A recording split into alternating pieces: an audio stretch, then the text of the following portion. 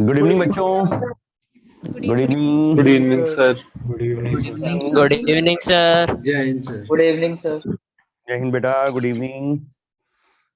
Last class तक का कोई डाउट किसी का बचा हुआ है? सर मुझे डीपीपी से एक डाउट था सर। डीपीपी के सॉल्यूशंस पढ़ने के बाद भी सॉल्यूशन क्वेश्चन समझ नहीं आते बेटा? सर एक्चुअली उसमें ना ग्राफ समझ नहीं आया कि इसमें ग्राफ कैसे बना। फोर्सेस तो निकाल दी, उसके ग्राफ समझ आएगा। ग्राफ आज मैं डिस्कस करूंगा, उसके बाद फिर ट्राई करना। ठीक है sir.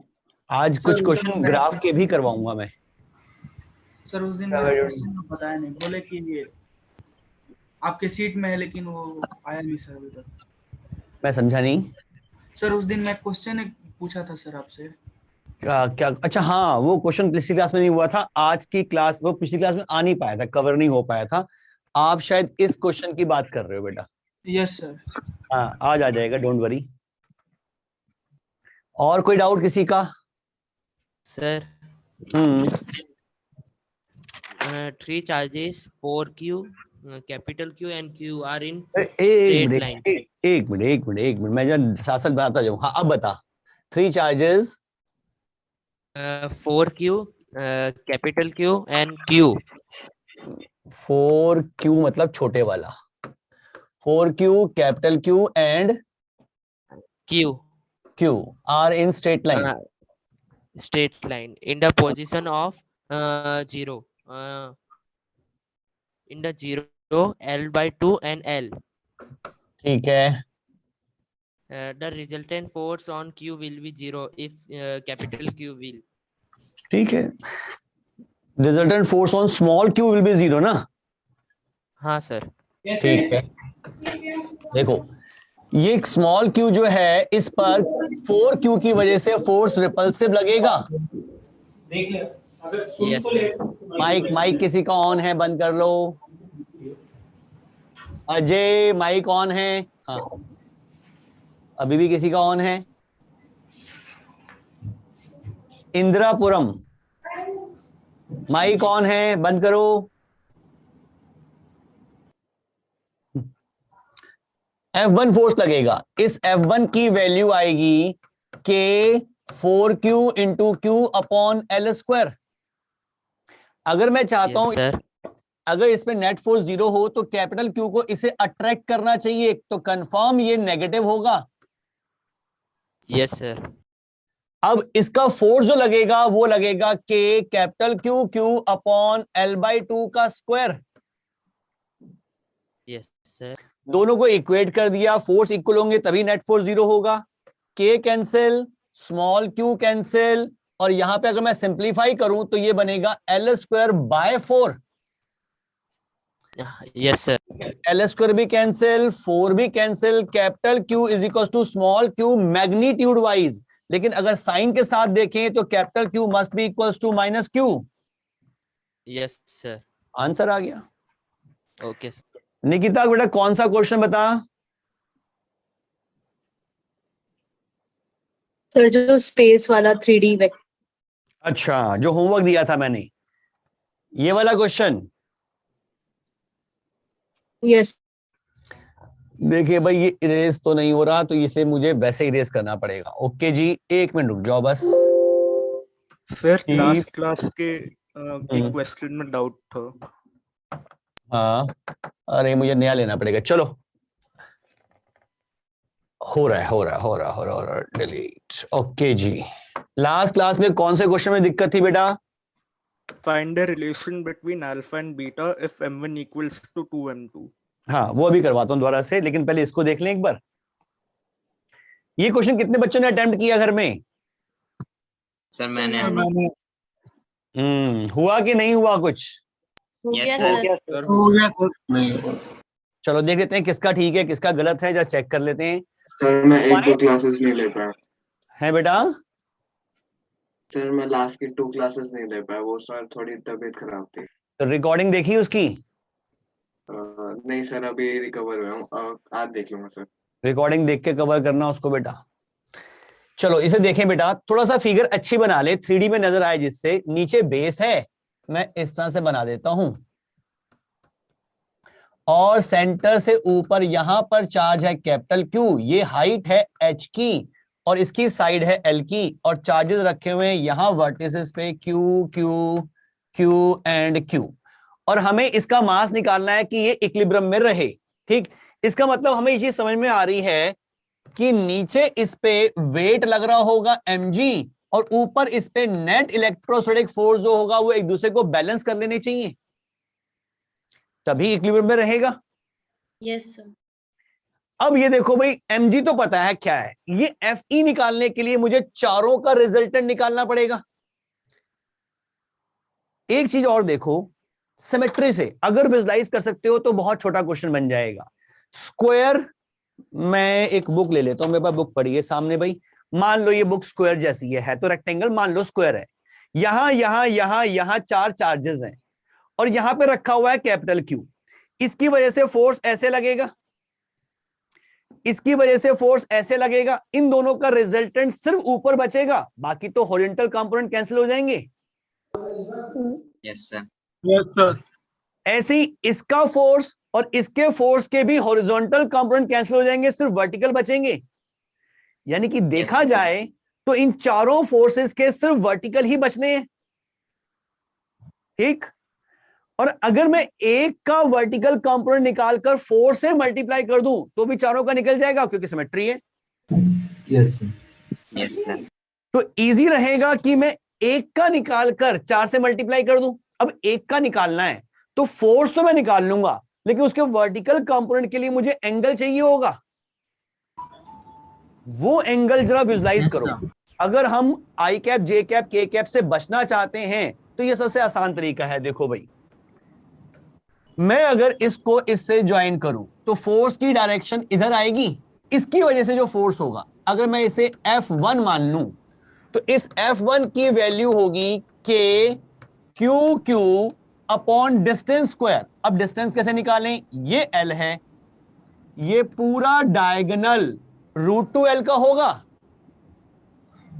Yes sir.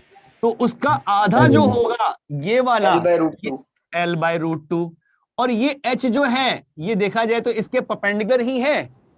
Yes sir. Yes. तो ये डिस्टेंस कितना आ जाएगा, L/√2 का स्क्वायर प्लस H² का अंडर रूट, ये वाला डिस्टेंस जो मुझे यहां पुट करना है इसका स्क्वायर पुट करना है, तो L²/2 प्लस H², ये आ जाएगी फोर्स F1 की वैल्यू। Yes sir. मुझे चाहिए F1 का सिर्फ वो कंपोनेंट जो वर्टिकली अपवर्ड है, तो उसके लिए मुझे ये वाला एंगल चाहिए, cos थीटा। बिल्कुल ये एंगल इस एंगल के इक्वल होगा। अगर मैं इसे थीटा मान लूं तो जो नेट FE होगा वो F1 cos थीटा का 4 टाइम्स होगा। Yes sir. चारों का मिलाकर इज इक्वल्स टू मुझे mg करना है, मींस मुझे इतना ही काम करना है बस। लेकिन एंगल कैसे फाइंड आउट करेंगे सर? वो कर रहे हैं, हमें एंगल की जरूरत नहीं है, हमें तो cos थीटा की जरूरत है। तो जरा देखो, ये वाला ट्रायंगल जो है ये एक राइट एंगल ट्रायंगल ही तो है। इस राइट एंगल ट्रायंगल में मैं cos theta base upon hypotenuse से नहीं निकाल सकता। हाँ सर। तो यहां आ जाएगा 4 इंटू F1 का मतलब है K Q Q upon L²/2 plus H² into cos theta. cos theta की वैल्यू आएगी H अपॉन, यानी कि इसी का अंडर रूट, तो इसकी पावर मैं अब 3/2 कर दूं, एक पहले थी हाफ और आ गई। Yes sir. Is equals to mg, और मुझे निकालना क्या है m, तो g से डिवाइड ही तो करना, बस आंसर आ गया। तो m का आंसर क्या मिल गया भाई, 4। अच्छा इसे थोड़ा सा इजी कर लें तो ये 2 की पावर 3/2 मतलब 2√2 ऊपर चला जाएगा। यस तो ये आ जाएगा 8√2 KQQH upon L² plus 2H² की पावर 3/2 अपॉन G, ये मिल गया M। क्या ये समझ में आया? Yes sir. सर ये रोम्बस है या फिर स्क्वायर है? स्क्वायर बेटा, स्क्वायर। मैंने बताया था कि ये 3D में है इसलिए ऐसा लग रहा है, लेकिन ये स्क्वायर है, ये हॉरिजॉन्टल है और ये वर्टिकल है। Okay sir. क्या क्लियर ये क्वेश्चन? सर एक बार लास्ट स्टेप रिपीट कर दीजिए, समझ नहीं आया। इसके बाद ये स्टेप बेटा, नहीं सर उसी स्टेप से ये स्टेप, ये कैसे Yes, आया? sir. मैंने 4 लिखा, F1 की ये वैल्यू लिखी और cos थीटा की वैल्यू लिखी। cos थीटा की वैल्यू देखो, cos थीटा इस ट्रायंगल से निकलेगा बेस अपॉन हाइपोटेन्यूज। बेस होगा h और हाइपोटेन्यूज होगा ये वाला part, means L²/2 plus h² का अंडर रूट। ये cos थीटा की वैल्यू यहां पुट करूंगा तो इसके नीचे अंडर रूट आना था, और सेम उसी चीज की पावर 1 भी थी, 1 और यहां पे पावर हाफ, मैंने कंबाइन करके 3/2 लिख दी। क्या समझ में आया? समझ नहीं आ रहा था, अब आ गया सर। ठीक है सर, इसमें डिस्टेंस तो निकाल गए तो वो थे, लास्ट वाला आपने 8√2 कहां से लाया? देख बेटा यहां एलसीएम लूंगा तो आएगा L² + 2h² ऊपर, वो तो वहीं रहने दिया। डिनोमिनेटर में आएगा 2, लेकिन 2 की पावर है 3/2, 2 की पावर 3/2 का मतलब 2√2। Yes sir. वो 2√2 चला जाएगा न्यूमरेटर में, हाँ समझ में आ गया। तो वो 8√2 बन जाएगा। Yes sir. किसका आंसर ठीक आया था जरा बताएंगे? सर मेरा भी आया था। चलो बढ़िया है, कुछ का ठीक था। पावर बड़ा गड़बड़ हो गया। मेरा भी। चलो एक बच्चा पूछ रहा है, इसका क्वेश्चन एक बार देख लें। ये वाला बेटा, इसमें कहां दिक्कत आई? किसी ने ये पूछा था अभी। सिंपली मैंने इस O एक्सिस के अबाउट टॉर्क बैलेंस किए, पूरे सिस्टम पे जो नेट टॉर्क है वो 0 किया है। कहां दिक्कत आई ये बता। सर FBD समझ नहीं आया। FBD इसमें तो कुछ है ही नहीं। देख, किसी बॉडी को देखेगा तो वेट नीचे लगेगा, tension along the string away from body, और जो इनके बीच में इलेक्ट्रोस्टैटिक फोर्स होगा वो रिपल्सिव लगेगा। मैंने वही दिखाया। इसका मास m1 था तो m1g, m2 है तो m2g, tension T1 tension T2 ले ली। इनमें जो इलेक्ट्रोस्टैटिक फोर्स है वो इसी लाइन के अलोंग लगेगा, FE। इन 6 फोर्सेस में कहीं कोई दिक्कत? No sir. बाकी यहां पे भी फोर्स लग रहे होंगे, लेकिन मैंने जब इसी एक्सिस के अबाउट टॉर्क बैलेंस कर दिया तो उन फोर्सेस का कोई रोल ही नहीं रह गया। ठीक, इस एक्सिस के अबाउट T1 का टॉर्क 0, T2 का टॉर्क वो भी 0 क्योंकि उसी एक्सिस से पास कर रहा है। FE और FE के टॉर्क होंगे, लेकिन एक टॉर्क होगा क्लॉकवाइज, एक टॉर्क होगा एंटी क्लॉकवाइज, सेम मैग्नीट्यूड का, तो वो कैंसिल हो जाएंगे। तो टॉर्क बच रहे हैं हमारे पास M1g और M2g के, जिनको हमें बैलेंस करना है। M1g का टॉर्क होगा M1g into line of action का एक्सिस ऑफ रोटेशन से परपेंडिकुलर डिस्टेंस, ये L ये अल्फा, तो ये एंगल भी अल्फा का होगा, तो L sine alpha perpendicular distance आ जाएगा। तो mg into L sine alpha इसका टॉर्क आ गया, और M2g इंटू ये distance which is L sine beta, ये बीटा है तो L साइन बीटा ये डिस्टेंस आ जाएगा, ये दूसरा टॉर्क आ गया। दोनों टॉर्क को इक्वेट किया, रिलेशन मिल गई। कहां दिक्कत आई इसमें बेटा?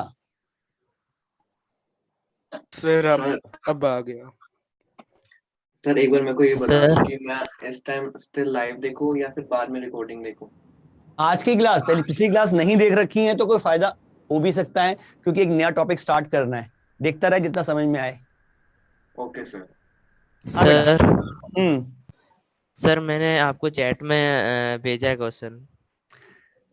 तन्ने नहीं, Danish, हाँ। 3 charges this are kept at the vertices ABC of an equilateral triangle ABC side this respectively. The resultant force of the charge at C. इसमें क्या दिक्कत है भाई? स्ट्रेट फॉरवर्ड क्वेश्चन है, इतना सिंपल क्वेश्चन क्यों नहीं हो रहा? सर ये सर इसमें चार्ज सर AC के अलोंग भी तो लग सकता है। देखो जी, एक इक्विलेटरल ट्रायंगल है ABC, ये मान लो एक इक्विलेटरल ट्रायंगल ABC, चार्जेस रखे हुए हैं 1 मिलीकुलम 2 मिलीकुलम एंड 1 एंड 2 मिलीकुलम है या माइक्रोकुलम है? क्वेश्चन में गलती से माइक्रो होना चाहिए था, क्वेश्चन में गलती से माइक्रो होना चाहिए। सर माइक्रो ओनली एम लिख रखा है, माइक्रो मिनी कुछ नहीं है। हो सकता है फोंट चेंज हो गया हो, क्योंकि फोंट जब चेंज होता है सिंबल से नॉर्मल बनता है तो म्यू का एम बन जाता है, तो ये गड़बड़ ना हुई हो। सर एम ही लिखा हुआ एनसीईआरटी है। का क्वेश्चन। एनसीईआरटी का क्वेश्चन है तो मिली तो लिखा होगा, मिली या माइक्रो पता होना चाहिए फिर तो। नहीं सर, ये डीपीबी का है। हाँ, तो डीपीपी में ये प्रॉब्लम हो सकती है कि माइक्रो का मिली बन गया हो, क्योंकि जब वो कॉपी पेस्ट करते हैं तो कई बार फोन चेंज हो जाता है। तो खैर उससे डाटा में सिर्फ 10⁻³ का ही तो फर्क पड़ेगा। क्या आंसर में पावर का फर्क आ रहा था या न्यूमेरिकल वैल्यू का भी फर्क आ रहा था? सर केवल पावर का। तो वो माइक्रो की वजह से हो सकता है बेटा। उसने पूछा है resultant force on the charge C, इस पर इसकी वजह से रिपल्सिव फोर्स लगेगा, इसकी वजह से रिपल्सिव फोर्स लगेगा। ट्रायंगल की साइड दे रखी है 10 सेंटीमीटर की, मींस 0.1 मीटर की। तो ये दोनों एफ की वैल्यू सेम होंगी, F1 मान लेता हूं दोनों को, और इनके बीच में एंगल होगा 60 डिग्री का। तो रिजल्टेंट एफ जो आएगा वो √3 F1 का आएगा। क्या ये बात क्लियर? Yes sir. दो वेक्टर्स अगर इक्वल मैग्नीट्यूड के होते हैं और उनके बीच में 60 डिग्री का एंगल होता है तो उनका resultant √3 times the magnitude of one vector हो जाता है। याद है? तो बस आंसर आ गया। √3 इंटू F1 का मतलब है 9 into 10⁻9 into Q1 Q2 2 into 10⁻⁻12 upon R² 10⁻⁻2। Simplify कर दें, आंसर आ जाएगा। Okay sir. देखता हूं बेटा। 3D वाला, हेलो हाँ बेटा। सर, वो 3D वाला क्वेश्चन वो आई कैप जे कैप लेके सर एक बार बता दो। वो लंबा पड़ जाएगा, कर सकते हो, मैं हिंट दे रहा हूं, खुद करना उससे फिर बेटा। सर वो किया था सर, वो थोड़ा गलत आ रहा था उससे। आपने ओरिजिन कहां माना था? ये नीचे लेफ्ट हैंड साइड पे नीचे। अरे इसके सेंटर को ओरिजिन मानना तो आसान हो जाएगा, वरना तो बहुत लंबा कर देगा क्वेश्चन। अच्छा ठीक है। सेंटर को ओरिजिन मानने से फायदा क्या होगा? इन चारों पॉइंट्स के कोऑर्डिनेट सिमेट्रिकल होंगे, ठीक है ना? और इस पॉइंट के कोऑर्डिनेट सिर्फ वाई डायरेक्शन में आएंगे, तो तेरा काम बहुत आसान हो जाएगा। ठीक है। मैं फिगर बना के दिखा देता हूं तेरे को बेटा। अगर इस तरह से लेगा कि ये स्क्वायर बेस था और इसके ऊपर यहां पे कैपिटल Q था, तो अगर मैं इसको ओरिजिन मान लेता हूं, इसको एक्स एक्सिस, ये वाली वाई एक्सिस और आउटवर्ड जेड एक्सिस, और इसकी लेंथ रखी थी L, तो ये वाला पॉइंट जो है, ये वाला पॉइंट देखो तो एक्स जेड प्लेन पे है, तो इसके कोऑर्डिनेट्स हो जाएंगे L/2, 0, L/2। इस पॉइंट के कोऑर्डिनेट्स हो जाएंगे L/2, 0, -L/2। इस पॉइंट के कोऑर्डिनेट्स हो जाएंगे -L/2, 0, -L/2। और इस पॉइंट के कोऑर्डिनेट्स हो जाएंगे -L/2, 0, L/2। और ये पॉइंट के कोऑर्डिनेट्स हो जाएंगे 0, ये हाइट h थी, h, 0। अब आराम से वेक्टर से कर सकता है। इसकी वजह से इस पे फोर्स इस डायरेक्शन में लगेगा F1 वेक्टर, तो वो F1 वेक्टर की वैल्यू जो आएगी Q अपॉन डिस्टेंस स्क्वायर। पहले तो वेक्टर लिख ले, वेक्टर आएगा 0 माइनस दिस, यानी कि L/2 I cap h minus 0 plus h j cap minus L/2 k cap upon इसके मैग्नीट्यूड का क्यूब, यानी कि L²/4 plus h² plus L²/4 का क्यूब। क्या ये समझ में आया? यस सर, आ गया। ऐसे ही F2 वेक्टर निकाल, F3 निकाल, F4 निकाल, चारों को ऐड कर दे। ये पार्ट तो चारों में कॉमन आएगा। आई कैप, जे कैप, के कैप सिंप्लीफाई होंगे, आई और के कट जाएंगे, सिर्फ जे बचेगा, और फिर उसका मैग्नीट्यूड निकाल ले, आंसर वही आएगा जो पहले किया था। सर यहाँ मैग्नीट्यूड निकालते वक्त अंडर रूट आएगा ना, फिर 3/2 हो जाएगा। ये वो वेक्टर है ना बेटा, तो सर तीनों का स्क्वायर करके अंडर रूट। अच्छा हाँ, पावर 3/2 आएगी, 3/2। Yes. ठीक है। क्लियर है? Yes sir. एक मिनट, एक क्वेश्चन मेरे पास आया है, देख लूं।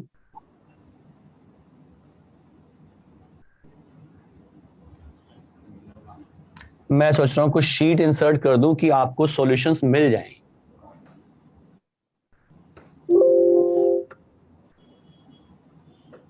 सर आपका फोन नंबर मिलेगा? मिलेगा, लेकिन व्हाट्सएप करना सिर्फ। मैं भी देता हूं बेटा, नंबर मेरा है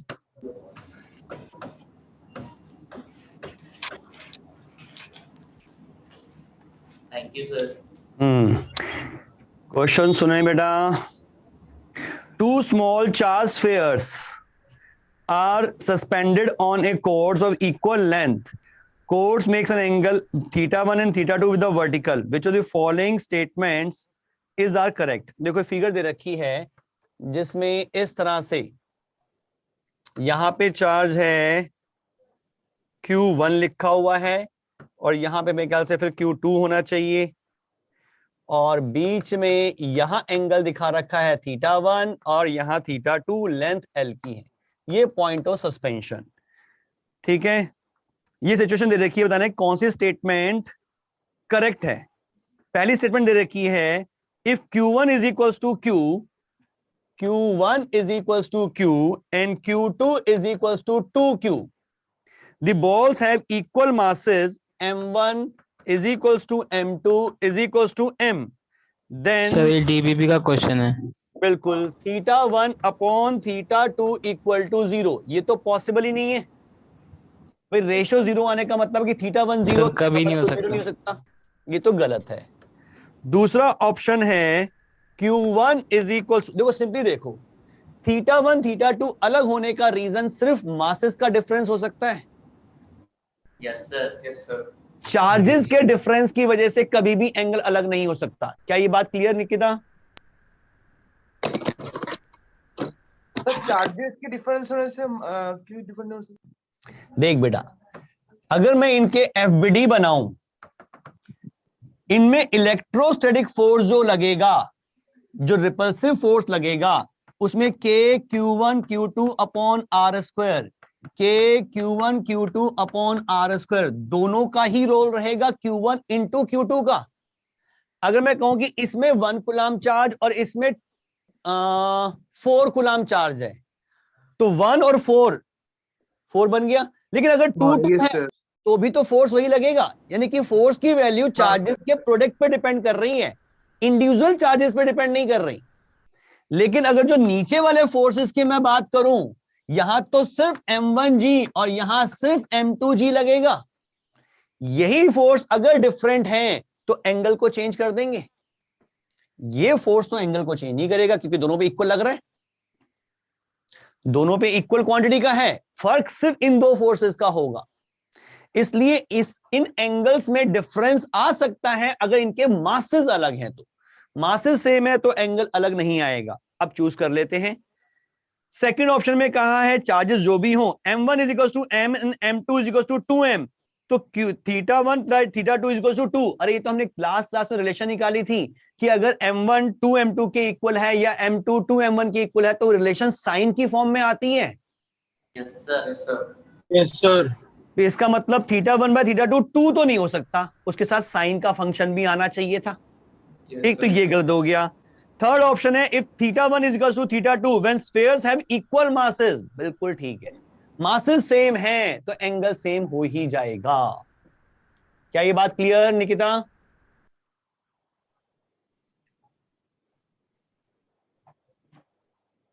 तो मेरा एक क्वेश्चन है। Hello sir. अच्छा सर अब क्लियर है। हाँ बेटा। सर एक क्वेश्चन है। हम्म। Two insulating small spheres are rubbed against each other and placed 1 centimeter apart.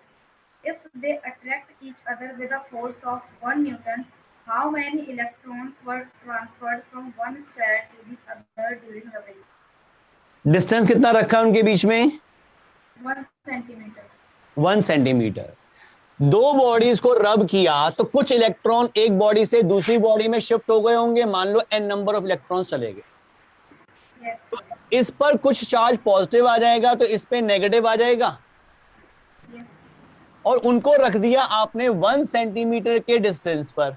और फोर्स लग रहा है उनमें 1 न्यूटन का, तो मैं लिख सकता हूं 1 is equal to 9 into 10⁹ into Q square upon R, ऐसा लिख देता हूं उसमें। आर स्क्वायर मतलब 1 सेंटीमीटर स्क्वायर, मतलब 10⁻⁻⁴ मीटर स्क्वायर। इससे क्यू निकल जाएगा, 10 की पावर कितना हो गया भाई ये 13। Yes sir. तो ये आ गया 1/9 इंटू 10 की पावर -13 का अंडर रूट। ठीक लिखा है ये? Yes sir.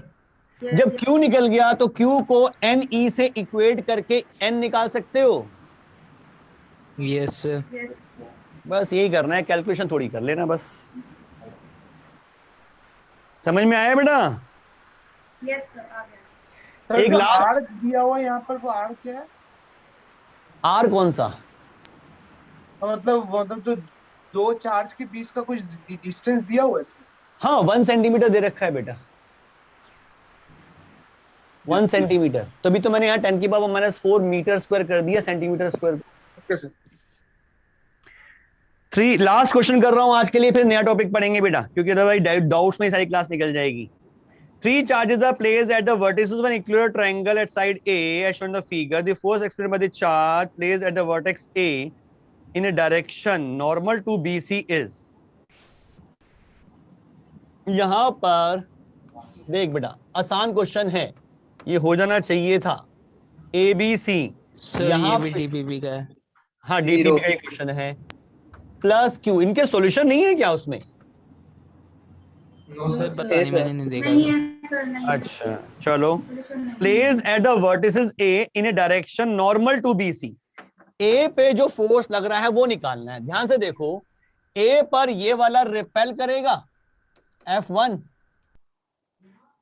और ये वाला इसको अट्रैक्ट करेगा। इसकी वैल्यू भी F1 ही होगी, क्योंकि चार्जेस के मैग्नीट्यूड सेम है और डिस्टेंसेस भी सेम है। तो इन दोनों का रिजल्टेंट इस तरफ आएगा, नेट फोर्स। उसने पूछा नेट फोर्स का वो कंपोनेंट जो BC के परपेंडिकुलर है। अरे BC के परपेंडिकुलर तो कोई कंपोनेंट आएगा ही नहीं, तो आंसर आ जाएगा 0। क्या क्लियर? Yes sir. चलो आज के लिए बहुत हैं डाउट्स, बाकी डाउट्स नेक्स्ट क्लास में देखेंगे। फिर या तो एक डाउट क्लास ही रख लेंगे, अभी तो हम आगे का पढ़ लेते हैं पहले। फिर कुछ क्वेश्चंस और दे रहा हूं होमवर्क के लिए, बहुत बढ़िया क्वेश्चंस हैं, ध्यान रखना। मैंने तो वैसे ये क्वेश्चन ये क्वेश्चन आपके होमवर्क के लिए ट्राई करोगे, आपको मिल जाएगा नोट्स में, ठीक है? पढ़ लेना आराम से। ये क्वेश्चन किसी ने कहा था डिस्कस करने के लिए, मैं कर लेता हूं। अच्छा टफ क्वेश्चन है, लेकिन एक्चुअली में ये उसका है ओलंपियाड लेवल का। होमवर्क ले दो सर, आपने एक साथ डिस्कस कर लेना। यस सर, नेक्स्ट क्लास में मिलेगा। होमवर्क ले दो सर, सर, ये वाला homework नेक्स्ट क्लास में दे डिस्कस कर लेना। चलो होमवर्क के दे लेता हूं, ये भी होमवर्क के लिए, और बहुत बढ़िया क्वेश्चन है, ओलंपियाड लेवल का क्वेश्चन है, पाथफाइंडर में से दिया है ये। तो इसमें ध्यान रखना, इसके आंसर डिफरेंट आ सकते हैं। आपने लेना है इसका एक स्टेबल इक्विवेलेंट जो लेना है for small angle theta, for small angle theta. ध्यान रखना, ये कैलकुलेट करना है फॉर स्मॉल एंगल थीटा के लिए। एक सर। और, हाँ बेटा सर एक डाउट बता सकते हो क्या? बोल बोल जल्दी बोल। 4 charges are arranged at corners of square ABCD. The force on the charge kept at the center O. और सर A का चार्ज है +Q, B का है +2Q, C का +Q और D का -2Q। यही है। हाँ सर। क्यू पे कितना चार्ज है? ओ पे सर O पे सर चार्ज नहीं है कोई। तो फोर्स किस पे निकालना है? नहीं थी, इसलिए चार्ज की जरूरत नहीं थी। नहीं, आपको क्या निकालना है? फोर्स ऑन चार्ज एट ओ ना। चार्ज हाँ at the centre of O। Sir सिर्फ डायरेक्शन निकालनी है क्वेश्चन में। अच्छा सिर्फ डायरेक्शन निकालनी है। ठीक है, देखो इसका फोर्स और इसका फोर्स एक दूसरे को कैंसिल कर देंगे। Yes sir. Repulsive equal magnitude के होंगे। अगर मैं कैपिटल क्यू भी मान लूं तो कैंसिल हो जाएंगे। Yes sir. Minus Q 2Q की वजह से फोर्स लगेगा अट्रैक्टिव, यस सर। और 2Q की वजह से लगेगा रिपल्सिव। Yes sir. दोनों फोर्स इस तरफ लग रहे हैं, मींस ओडी की डायरेक्शन में नेट फोर्स आ जाएगा। यस सर, आ गया। बस इसमें क्या था यार। Okay sir. ये क्वेश्चन आपका होमवर्क है। सर उस क्वेश्चन का आंसर ओबी भी हो सकता है ना, अलोंग ओबी। ओ भी नहीं हो सकता, ओडी ही। अच्छा हाँ, अब ये पता नहीं है कि चार्ज कैसा है, तो ओबी भी हो सकता है। सर ऑप्शन में बी मैंने ऑप्शन में बीडी था तो वो सही हो जाएगा ना। हो जाएगा सर। बीडी और ओडी एक ही बात है, लेकिन मुझे नहीं पता कि ये चार्ज पॉजिटिव है या नेगेटिव। मैंने पॉजिटिव माना इसलिए डायरेक्शन आ रही है ओडी की या बीडी की, लेकिन अगर ये चार्ज नेगेटिव होता तो डायरेक्शन ओबी की होती या डीबी की होती। ठीक है। यस सर, आ गया समझ में। ये आपका होमवर्क, ये होमवर्क नेक्स्ट क्लास में डिस्कस करूंगा इसको। बहुत बढ़िया क्वेश्चन है। ये भी एक होमवर्क, 3 क्वेश्चन मिल रहे हैं आपको होमवर्क के लिए, और तीनों ही बहुत अच्छे क्वेश्चन है। ये तो एडवांस में आया हुआ क्वेश्चन है, तो ट्राई करेंगे। सॉल्यूशन नहीं देखेंगे, सॉल्यूशन नहीं देखने कहीं से भी, कहीं पता चला नेट से सर्च करके सॉल्यूशन देख रहे हो। ट्राई कर रहे हैं, हो जाए ठीक, नहीं तो मेरे से पूछ लोगे। ठीक है जी। Okay sir. इतनी आसानी से बताऊंगा नहीं, टाइम लगेगा थोड़ा सा। सर इसमें लैमिस थ्योरम लगेगा ना? इसमें लेमिस से भी कर सकते हो, बेटर रहता है लेमिस से कर लो तो आसान रहता है, नहीं तो नॉर्मल कंपोनेंट रिजॉल्व करके भी हो सकता है। ठीक है, आज हम स्टार्ट करते हैं अपना नया टॉपिक। क्या हो गया भाई, इसको अटक क्यों गई? हाँ जी, इलेक्ट्रिक फील्ड समझे बेटा, एक नया कॉन्सेप्ट। अब अभी तक तो हम फोर्सेस की बात कर रहे थे, आज स्टार्ट हो रहा है इलेक्ट्रिक फील्ड। हाँ बेटा बोल। सर जो जिस आज के लेक्चर में हम इलेक्ट्रिक फील्ड चालू कर रहे हैं, तो इससे पहले का सारा पोर्शन आएगा टेस्ट में या फिर इलेक्ट्रिक फील्ड? क्योंकि वो सिलेबस में लिखा नहीं हुआ। सिलेबस में कितना लिखा हुआ है? चार्जेस इलेक्ट्रिक फील्ड से पहले का पोर्शन लिख रखा है उसके अंदर, वेक्टर फॉर्म और एग्जांपल्स तक। बस वहीं तक आएगा, जहां जितना लिखा हुआ है उतना ही आएगा बेटा, इलेक्ट्रिक फील्ड नहीं आएगा। सर 3D में एक ही एग्जांपल है? बहुत है, 1-2 एग्जांपल आते कम, क्वेश्चन ही कम आते हैं। Okay sir. चलो जी, इलेक्ट्रिक फील्ड क्या होती है? इलेक्ट्रिक फील्ड जरा समझे पहले तो। किसी का माइक ऑन है, ऑफ कर ले बेटा। इंदिरापुरम सेंटर माइक ऑफ कर लिया करो बोलने के बाद। टेस्ट का सिलेबस कहाँ किया है सर? सर टेस्ट में कौन कौन सा चैप्टर आएगा, पार्ट आएगा, वो कहाँ पर लिखा है सर? आपके पोर्टल पे सिलेबस नहीं आया है क्या? सर आ गया, टेस्ट सिलेबस ना के टैब के अंदर आ गया। बिल्कुल, आप पोर्टल पे देखो, आपको टेस्ट का सिलेबस। हाँ जी सुने। अब जैसे हमने बात की थी ग्रेविटेशनल फील्ड की, हर वो बॉडी जिसके आसपास, जिसमें मास है, उसके आसपास अगर मैं कोई दूसरी बॉडी रखता हूं तो उसमें एक अट्रैक्टिव फोर्स आता है। हमने वहां डिफाइन किया था कि उस मास वाली बॉडी के आसपास एक फील्ड एग्जिस्ट कर रही है जिसको नाम दे दिया गया ग्रेविटेशनल फील्ड। वैसे ही किसी चार्ज पार्टिकल के अराउंड अगर मैं कोई दूसरा चार्ज पार्टिकल लेके जाता हूं तो उन दोनों में कोई फोर्स ऑफ अट्रैक्शन या रिपल्शन होता है। तो हम कहते हैं कि किसी भी चार्ज पार्टिकल के अराउंड एक स्पेस है जहां पे कोई फील्ड एग्जिस्ट कर रही है, उस फील्ड को हमने नाम दिया है इलेक्ट्रिक फील्ड। तो इलेक्ट्रिक फील्ड क्या डिफाइन कर रहे हैं, आइडिया मिल रहा है? हर चार्ज के अराउंड एक ऐसा स्पेस जहां पर कोई दूसरा चार्ज कोई फोर्स एक्सपीरियंस कर पा रहा है, तो हम कहते हैं कि वहां पे एक फील्ड एग्जिस्ट कर रही है जिसका नाम है इलेक्ट्रिक फील्ड या इलेक्ट्रोस्टैटिक फील्ड। ठीक, अब इलेक्ट्रिक फील्ड तो हमने कह दिया भी है, जैसे मैंने कहा भी ये चार्ज पार्टिकल है, इसके अराउंड यहां पे कहीं पे पूरे में फील्ड फैली हुई है, लेकिन कहां पे फील्ड स्ट्रांग है कहां वीक है उसको मेजर करना है, उसकी वैल्यू निकालनी है। कहीं पे ज्यादा अट्रैक्शन लग रहा होगा, कहीं पे कम अट्रैक्टिव फोर्स होगा या रिपल्सिव फोर्स होगा। तो फील्ड कितनी स्ट्रांग है कितनी वीक है ये मेजर करने के लिए हमने एक टर्म डिफाइंड की, electric field intensity. Electric field intensity, जिसको हम रिप्रेजेंट करते हैं कैपिटल ई से, जो एक वेक्टर क्वांटिटी है। इलेक्ट्रिक फील्ड इंटेंसिटी ये बताती है कि किसी पॉइंट पर, किसी पोजीशन पर इलेक्ट्रिक फील्ड कितनी है और किस डायरेक्शन में है। लेकिन ये डिफाइन कैसे की, जरा इसको समझें। अगर मान लो मेरे को दे रखा है कि यहां कहीं स्पेस है, इस स्पेस में कोई इलेक्ट्रिक फील्ड एग्जिस्ट कर रही है और मुझे किसी पर्टिकुलर पॉइंट ए पर इलेक्ट्रिक फील्ड इंटेंसिटी डिफाइन करनी है। भाई कितनी है, तो कोई ना कोई स्टैंडर्ड तो लेना पड़ेगा, कोई डेफिनेशन देनी पड़ेगी जो सब यूज करें और सबको आइडिया मिल जाएगा कि कोई दूसरा इलेक्ट्रिक फील्ड के बारे में क्या कह रहा है। जैसे पहले मीटर डिफाइन कर दिया गया, अब मैं कहूं जी मैं किसी एक पर्टिकुलर ऑब्जेक्ट से 10 मीटर के डिस्टेंस पे हूं, अगर मैं इतनी इंफॉर्मेशन देता हूं कि मैं किसी ऑब्जेक्ट से 10 मीटर के डिस्टेंस पे हूं, तो आपको समझ में आ जाएगा कि मैं कितने डिस्टेंस पे हूं, क्योंकि आपको मीटर की डेफिनेशन पता है कितना बड़ा मीटर है। ऐसे ही इलेक्ट्रिक फील्ड का एक स्टैंडर्ड डिफाइन कर दिया, वो सबने यूज करना शुरू कर दिया।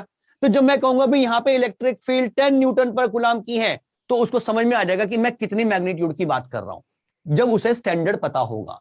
तो वो स्टैंडर्ड कैसे डिफाइन किया गया कि मान लो इस स्पेस में कहीं यहां पे इलेक्ट्रिक फील्ड है और उसके किसी एक पॉइंट पे मुझे बताना है कि यहां पे इलेक्ट्रिक फील्ड इंटेंसिटी है कितनी, कितनी स्ट्रॉन्ग, कितनी वीक, कैसी क्वांटिटी बताऊं।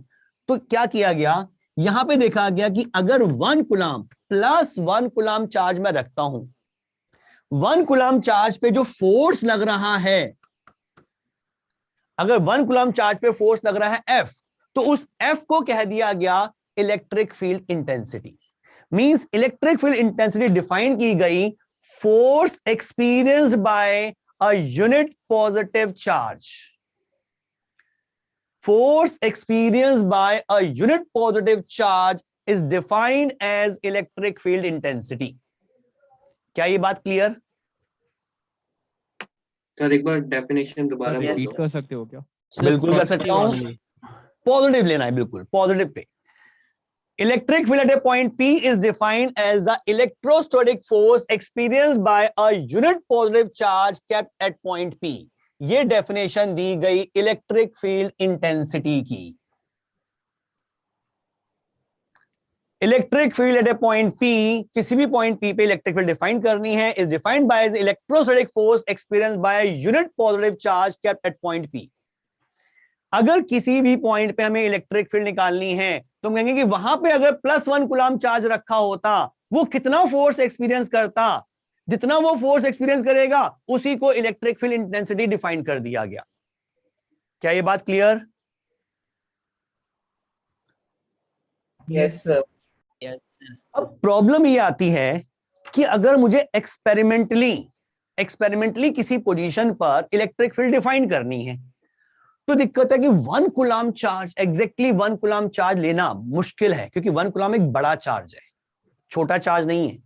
एक इलेक्ट्रॉन पे तो सिर्फ कितना चार्ज होता है, 10⁻⁻19 कूलम में। 1 कूलम के लिए कितने इलेक्ट्रॉन्स लेने पड़ेंगे? 10⁻19 के आसपास, 10⁻18 के आसपास तो कम से कम लेने ही पड़ेंगे। इतने सारे इलेक्ट्रॉन्स के साथ तो बड़ा मुश्किल है काम करना। तो उसके लिए एक डेफिनेशन दी गई कि हमने क्या किया, भाई 1 चार्ज तो लेना मुश्किल है, तो हमने कहा इस तरह से कर लो भाई कि मान लो मुझे इस P पॉइंट पे इलेक्ट्रिक फील्ड निकालनी है, यहां पे एक टेस्ट चार्ज रख दिया Q0 चार्ज रख दिया, वो 1 कूलम से छोटा भी हो सकता है। ये Q0 जितना फोर्स एक्सपीरियंस कर रहा है वो निकाल लिया। फिर यूनिटरी मेथड से देखा कि Q0 ने जो फोर्स एक्सपीरियंस किया वो है F वेक्टर। Q0 ने फोर्स एक्सपीरियंस किया F वेक्टर, तो 1 कूलम चार्ज कितना फोर्स एक्सपीरियंस करेगा? F vector by Q0। तो बाय डेफिनेशन यही इलेक्ट्रिक फील्ड बन जानी चाहिए। Yes sir. Q0 ने अगर F किया तो 1 कूलम कितना चार्ज एक्सपीरियंस करेगा, वो यूनिटरी मेथड से निकाल लिया। तो इलेक्ट्रिक फील्ड का फॉर्मूला हमें मिल गया F vector by Q0, where Q0 is a test charge. Q0 is a test charge. क्या यहां तक की बात समझ में आ रही है? उसका क्या मैग्नीट्यूड हो सकता है? वो कुछ भी। वैसे तो पहले तो हमने कहा कि कुछ भी हो सकता है, पहले तो हमने ये कहा कि कुछ भी हो सकता है, लेकिन कुछ टाइम के बाद प्रॉब्लम आई क्या प्रॉब्लम आई देखो भाई। सर एक बार ये मान बता लो। दो, हाँ बेटा, इस sir force by Q not आपने कैसे लिख दिया? इलेक्ट्रिक फील्ड की डेफिनेशन है force experienced bye +1 coulomb charge. ठीक, मैंने यहां पे इलेक्ट्रिक फील्ड निकालनी थी, मैंने यहां पे 1 कूलम नहीं रखा, मैंने क्यू नॉट चार्ज रख दिया और देखा भी क्यू नॉट चार्ज ने जो फोर्स एक्सपीरियंस किया वो सपोज एफ किया।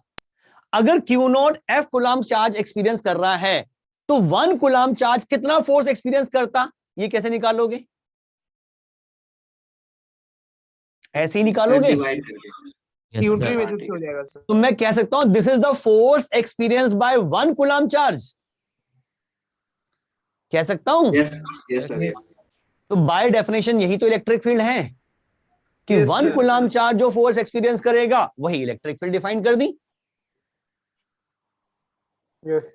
What is the difference between electric field and intensity? बेटा इलेक्ट्रिक फील्ड अगर मैं कह रहा हूं तो एक फील्ड है, इलेक्ट्रिक फील्ड इंटेंसिटी मींस उस फील्ड के मैग्नीट्यूड को, डायरेक्शन को, उसकी क्वांटिटी को मेजर कर रही है, कितनी स्ट्रॉन्ग, किस डायरेक्शन में, ये सब बता रही है। इलेक्ट्रिक फील्ड तो जनरल टर्म है भाई, इलेक्ट्रिक फील्ड है इस रूम में, लेकिन यहां पे इलेक्ट्रिक फील्ड इंटेंसिटी कितनी है तो मैं उसकी मैग्नीट्यूड और डायरेक्शन दोनों बताऊंगा। यहां कितनी है वो डायरेक्शन और मैग्नीट्यूड दोनों बताऊंगा। ठीक, लेकिन एग्जाम में कई बार ऐसे पूछ लेते हैं कि यहां पर इलेक्ट्रिक फील्ड कितनी है, वो इंटेंसिटी वर्ड लिखते ही नहीं है। जब उसने ये पूछ लिया कि इलेक्ट्रिक फील्ड कितनी है, इसका मतलब वो हमसे इलेक्ट्रिक फील्ड इंटेंसिटी ही पूछ रहा है। क्या ये बात क्लियर? Yes sir. देखो भाई, अब ये हमने यूज करना शुरू किया लेकिन प्रॉब्लम आई। मान लो मैं कहता हूं कि यहां पे एक चार्ज है कैपिटल क्यू, इसके अराउंड इसकी एक इलेक्ट्रिक फील्ड होगी। ठीक, मुझे इस पॉइंट ए पर इलेक्ट्रिक फील्ड निकालनी थी, एक्सपेरिमेंटली निकालनी थी। ठीक, तो मैंने क्या किया, यहां पर एक चार्ज रख दिया क्यू नॉट, टेस्ट चार्ज, और देखा ये कितना फोर्स एक्सपीरियंस कर रहा है, और उस फोर्स के अकॉर्डिंग 1 कूलम का फोर्स निकाला, और फिर मैंने कह दिया भाई यहां पे इलेक्ट्रिक फील्ड इतनी है। लेकिन ये सोचो कि ये क्यू चार्ज की अपनी एक फील्ड थी, जब मैं यहां पे क्यू नॉट रखूंगा तो इस क्यू नॉट की भी तो अपनी एक फील्ड होगी। क्यू नॉट भी तो चार्ज ही है, उसकी भी तो अपनी एक फील्ड होगी। Yes sir. जैसे ही मैं ये फील्ड रखूंगा वो ऑलरेडी जो एग्जिस्टिंग इलेक्ट्रिक फील्ड थी उसको इफेक्ट कर देगी। Yes sir. और इफेक्ट करने के बाद अब जो हो रहा है वो तो उसको मेजर कर रही है। अब तो मेजर क्या कर रहे हैं, जो चेंज हो चुकी है, यानी कि ये क्यू नॉट की फील्ड तो मुझे रिजल्ट गलत दे देगी। मुझे जो चाहिए था, जब ये नहीं था, यहां की फील्ड बतानी थी, मेरे पास कोई क्यू नॉट की जरूरत नहीं थी, ये क्यू चार्ज था, इसके अराउंड स्पेस है, स्पेस में मैंने कोई पॉइंट मार्क कर दिया ए, मुझे इस पॉइंट पे फील्ड बतानी है, कितनी है भाई फील्ड बताओ। तो मैंने फील्ड एक्सपेरिमेंटली निकालने के लिए जैसे ही यहां पे चार्ज रखा क्यू नॉट, उस क्यू नॉट चार्ज ने एग्जिस्टिंग इलेक्ट्रिक फील्ड को कुछ ना कुछ तो चेंज किया होगा। अब मैं इस सिचुएशन में फोर्स मेजर करके इलेक्ट्रिक फील्ड निकालूंगा तो उसमें एरर आने के चांसेस हैं, तो गड़बड़ हो जाएगी। तो इस एरर को रिड्यूस कैसे करें, तो फिर ये रिड्यूस किया गया भाई, ये टेस्ट चार्ज जो यहां की इलेक्ट्रिक फील्ड को टेस्ट करने के लिए हम यूज कर रहे हैं, ये जितना छोटा पॉसिबल हो उतना ले लें, कि जितना छोटा होगा उसकी अपनी फील्ड उतनी वीक होगी, वो एग्जिस्टिंग इलेक्ट्रिक फील्ड को उतना कम इफेक्ट कर पाएगी। ठीक, तो इस फॉर्मूले को मॉडिफाई किया गया होगा है बेटा सर, लेकिन फिर भी तो इफेक्ट तो होगा। इफेक्ट तो होगा, एक्सपेरिमेंटली निकालनी है, थोड़ा बहुत इफेक्ट तो होगा, लेकिन जितना छोटा लेंगे उतना हमारे लिए बेटर रहेगा। तो एक्सपेरिमेंटली इलेक्ट्रिक फील्ड निकालने के लिए उसी फॉर्मूले को मॉडिफाई करके ये बनाया गया, force experience by test charge. इस क्यू को मैं क्यू नॉट लिख देता हूं, जनरली टेस्ट चार्ज को हम क्यू नॉट से रिप्रेजेंट करते हैं। लिमिट लगा दी Q not tending to 0। Q not tending to 0 का मतलब सबको पता है, लिमिट थोड़ा बहुत पढ़ रखा है। Yes sir. Q not tending to 0, 0 के बहुत क्लोज, यानी कि बहुत छोटा चार्ज ले लिया तो मैं कह सकता हूं कि फील्ड का आंसर जो आएगा वो लगभग सेम ही आ जाएगा जो आना चाहिए। तो एक्सपेरिमेंटली अगर हमें इलेक्ट्रिक फील्ड इंटेंसिटी कैलकुलेट करनी है तो हमने ये फॉर्मूला यूज कर दिया। इसमें इस लिमिट का रीजन सबको समझ में आ रहा है? Yes sir. सर कहीं कोई कंफ्यूजन इसको लेकर रहेगा ना सर फिर यहाँ पे? No sir. है बेटा? कोई कुछ पूछ रहा था? नहीं कुछ रहेगा ना? तो इलेक्ट्रिक फील्ड ज्यादा नहीं हो जाएगी? अगर टेस्ट चार्ज बहुत ज्यादा छोटा लेंगे तो फिर इलेक्ट्रिक फील्ड बहुत ज्यादा नहीं हो जाएगी? क्यों ज्यादा हो जाएगी? रीजन? सर जो आपने अभी फॉर्मूला दिखाया, F electrostatic upon Q not. अरे ये जो एफ ई है ये भी तो उसी बात पे डिपेंड करेगा कि फोर्स कितना है, इस पे डिपेंड नहीं करेगा भाई। ये फोर्स कौन सा निकाल रहे हैं जो उस पे लग रहा है।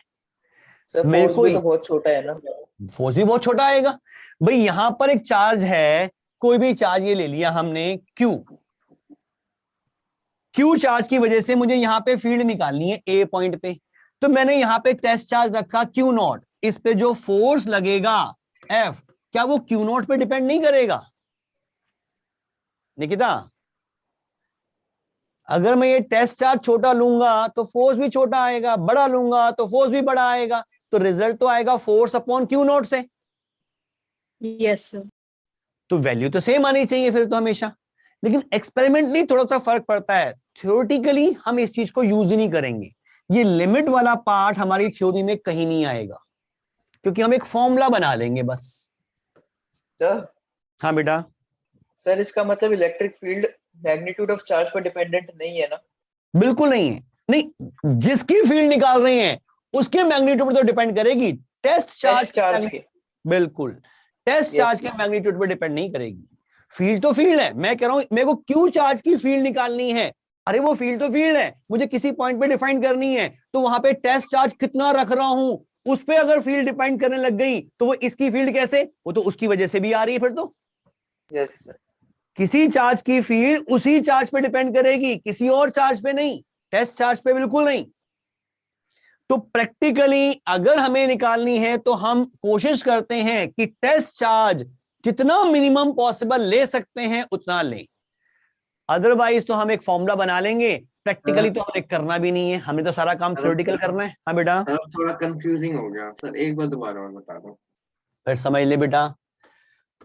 मान लो इस कैपिटल क्यू चार्ज की वजह से मुझे यहां पे जो स्पेस है जहां पे इलेक्ट्रिक फील्ड है, किसी पर्टिकुलर पॉइंट पी पर इलेक्ट्रिक फील्ड निकालनी है, कितनी है भाई यहां पर।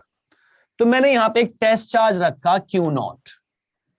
टेस्ट चार्ज इसकी वजह से कितना फोर्स एक्सपीरियंस कर रहा है वो फोर्स निकाल लिया। अब क्यू नॉट ने एफ फोर्स एक्सपीरियंस किया तो 1 कूलम जो फोर्स एक्सपीरियंस करेगा वो इतना होगा। Force experience by 1 coulomb charge को मैंने डिफाइन कर दिया इलेक्ट्रिक फील्ड। डेफिनेशन से कोई दिक्कत नहीं, ये आना चाहिए।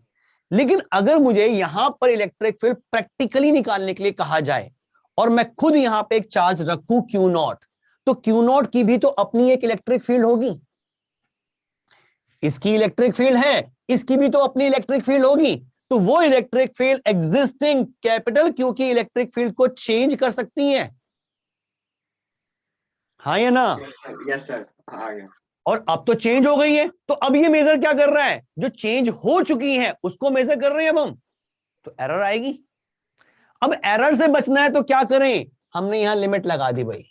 Limit Q not approaching to 0। Q not जितना छोटा से छोटा ले सकते हो उतना लो, उतना कम इफेक्ट करेगी, उतना रिजल्ट एक्यूरेट रिजल्ट के क्लोज आ जाएगा। क्या ये बात clear? Clear sir. Yes sir. अब ये तो बात होगी प्रैक्टिकल करने की, लेकिन हमें कितना प्रैक्टिकल करना है। हाँ जी बोलो जी। सर अगर सर क्यू नॉट जो है टेंडिंग टू 0 हो जाएगा, सर एफ सर फोर्स भी तो टेंडिंग टू 0 नहीं हो जाएगा? हो जाए, मुझे को क्या फर्क पड़ रहा है, मैं तो डिवाइड करके इलेक्ट्रिक फील्ड निकाल लूंगा। सर तब भी निकलेगी? क्यों नहीं निकलेगी? टेंडिंग टू 0 है, 0 नहीं है। टेंडिंग टू 0 और 0 में बहुत फर्क होता है। Sine theta by theta, theta limit theta approaching to 0, answer 1 आता है। लेकिन एग्जैक्ट 0 पे तो पता ही नहीं क्या होगा, डिफाइन ही नहीं कर सकते आप। तो दोनों में फर्क है बेटा। अब ये काम तो हो गया प्रैक्टिकल, लेकिन हमें जो काम करना है वो करना है थ्योरेटिकल। तो थ्योरेटिकल में क्या करेंगे भाई वो देखते हैं। पहले तो देख लो, positive charge experience electrostatic force along the electric field vector and the vice. अभी इसके बारे में डिस्कस करता हूं। पहले थोड़ा देख लें हम डायरेक्शन ऑफ इलेक्ट्रिक फील्ड आ गया है, ये क्या लिखा है, relation between electric force and electric field. अच्छा ठीक है, जो हम थ्योरेटिकल बात करेंगे पहले उसी की बात कर लेते हैं।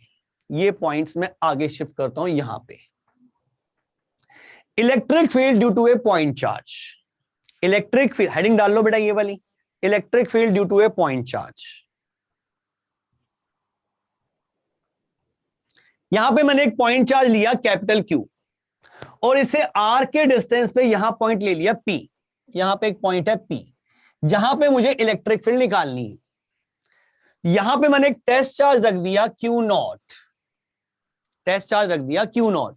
तो इस Q0 पर इस कैपिटल Q की वजह से जो फोर्स लगेगा उसकी वैल्यू होगी K Q0 upon R square. इतना फोर्स लगेगा, Q0 इतना फोर्स एक्सपीरियंस कर रहा है, तो 1 कूलम चार्ज कितना फोर्स एक्सपीरियंस करेगा भाई, K यानी कि F बाय Q0 कर दूं, F को Q0 से डिवाइड करूंगा तो वैल्यू ये आ जाएगी। Yes sir. बाय डेफिनेशन यही इलेक्ट्रिक फील्ड है, यानी कि इलेक्ट्रिक फील्ड का फॉर्मूला मुझे मिल गया KQ by R square. This is the electric field intensity due to a single point charge. अब प्रैक्टिकल तो हमें करना नहीं है, हमें तो थ्योरेटिकल बातें करनी है। तो Q0 क्या है मुझे फर्क ही नहीं पड़ रहा, क्योंकि मेरे इस फॉर्मूले में अब कहीं भी Q0 नहीं है, मेरे इस फॉर्मूले में अब कहीं भी Q0 नहीं है। तो थ्योरेटिकली अगर मुझे किसी पॉइंट पे इलेक्ट्रिक फील्ड निकालनी है तो सिंपली मुझे ये फॉर्मूला यूज करना है KQ बाय R स्क्वायर। लेकिन ये फॉर्मूला किसके लिए है, electric field due to a single point charge. क्या ये बात clear? Yes sir. Yes sir. जो वो Q0 अप्रोचिंग टू जीरो वाला कॉन्सेप्ट है वो सिर्फ प्रैक्टिकल एप्लीकेशन के लिए, तो हमें नहीं करना। थ्योरेटिकल क्वेश्चन पूछ लेते हैं तो बता देंगे, वरना फॉर्मूला तो हमारे को मिल गया KQ बाय R स्क्वायर। हम इसी का यूज करके किसी भी चार्ज पार्टिकल की वजह से किसी भी डिस्टेंस पर हम इलेक्ट्रिक फील्ड इंटेंसिटी कैलकुलेट कर सकते हैं। कोई कंफ्यूजन इस पार्ट को लेकर? नहीं सर। रिपीट कर सकते हो क्या? रिपीट बेटा वही करना है सिंपल, कि अगर मेरे को एक पॉइंट P किसी भी चार्ज, मैं चार्ज चेंज कर देता हूं, मैंने एक स्मॉल q चार्ज ले लिया, इससे R के डिस्टेंस पे कोई पॉइंट A, इस A पॉइंट पे इलेक्ट्रिक फील्ड इंटेंसिटी कितनी होगी, that is KQ by R square. Simple ये फॉर्मूला यूज करना है आपको। क्या ये बात डेविएशन भी आता होगा सर? भाई थियोरेटिकली निकाल रहे हैं तो डेविएशन क्यों आएगा सर? नहीं सर, अगर प्रैक्टिकल निकालें और इसमें इस फॉर्मूले से निकालें तो डेविएशन आता है? बिल्कुल, थोड़ा बहुत आता है, बिल्कुल आता है बेटा, क्योंकि वो इलेक्ट्रिक फील्ड चेंज हो जाती है। जितना स्ट्रॉन्ग टेस्ट चार्ज रखूंगा उतना उसको डाइवेट कर देती है, रिजल्ट में चेंज आता है। इसलिए तो हम लोग वहां पर ले लेते एमिट Q0 टेंड्स टू 0। बिल्कुल। सर Q0 चार्ज भी तो रखेंगे सर, टेस्ट चार्ज नहीं रखेंगे मेजर करने के लिए? बेटा वो तो प्रैक्टिकली निकालना है। अब मैंने थियोरेटिकली एक फॉर्मूला बना लिया, जब मैंने फॉर्मूला बना लिया तो मैं हर बार रख के थोड़ा एक्सपेरिमेंट करूंगा। Okay sir. ठीक है ना? जैसे आपको एक बॉडी दे रखी हो, आपको कहे जी इस बॉडी का मास 2 kg का है, इसका वेट निकालो, तो आप तराजू में रख के उसे चेक कर लेते हो, भाई आज आंसर आ जाता है 2 kg इंटू 9.8 न्यूटन में आ जाएगा आंसर। क्या हर बार तराजू में रख के चेक करोगे? तुम्हें पता है कि मास इतना है, जी से मल्टीप्लाई करूंगा वेट आ जाएगा, काम हो जाएगा ये। तुम्हें बार बार क्यों करता रहूं उस चीज को experimentally? Electric field due to a point charge का मैग्नीट्यूड समझ में आ रहा है? Yes sir. अब जरा चलते हैं हम डायरेक्शन ऑफ इलेक्ट्रिक फील्ड। उससे पहले बात करें relation between electric force and electric field. हमने जो डेफिनेशन दी, electric field is equals to force experienced by a unit coulomb charge. Theoretically definition यही चल रही है, E vector is equals to F vector upon Q0। यानी कि F vector is equals to Q not into E vector कह सकता हूं मैं, हाँ या ना? Yes sir. Yes sir.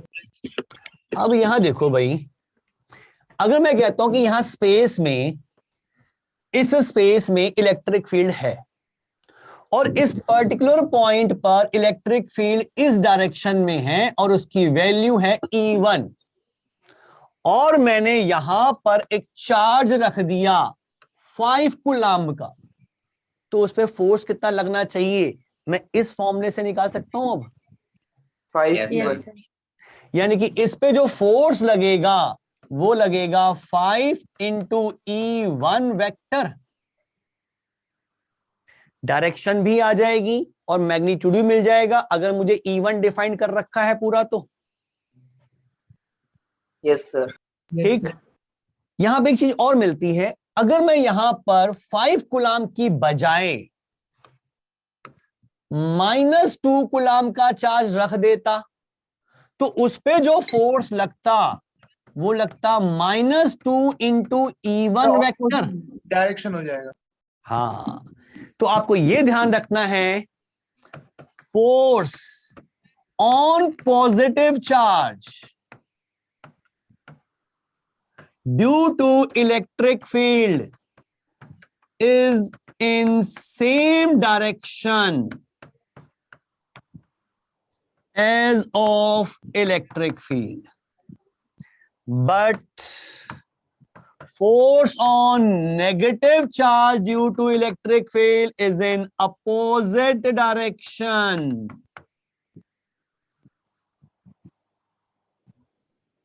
Sir मतलब इलेक्ट्रिक फील्ड पॉजिटिव से नेगेटिव जाती है?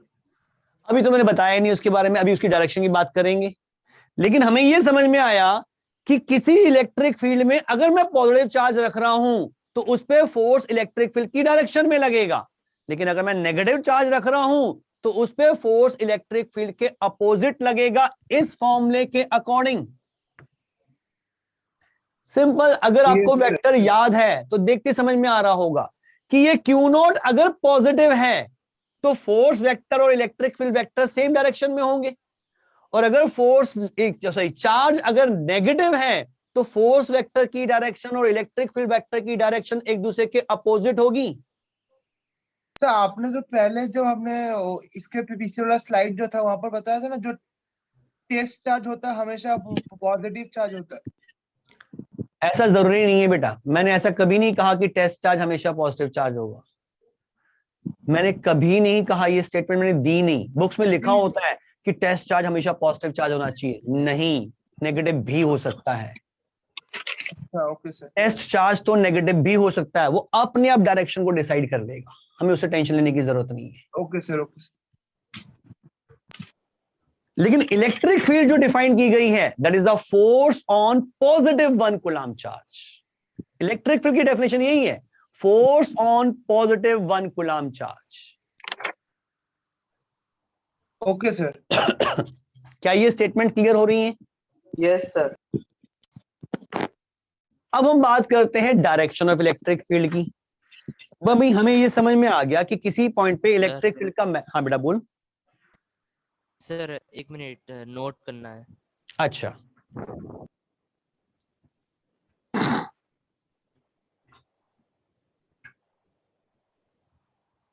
लिया sir.